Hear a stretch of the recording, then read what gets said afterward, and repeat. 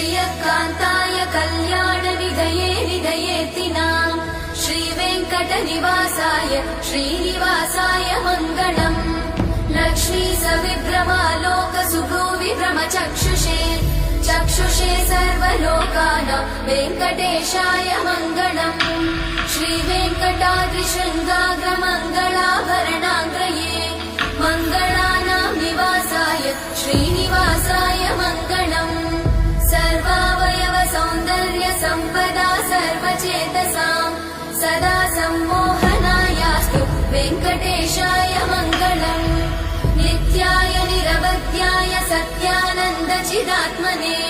सर्वान्तरात्मने श्रीमद् वेङ्कटेशाय मङ्गलम् स्वतः सर्वविदे सर्वशक्तये सर्वशेषिने सुलभाय सुशीलाय वेङ्कटेशाय मङ्गलम्।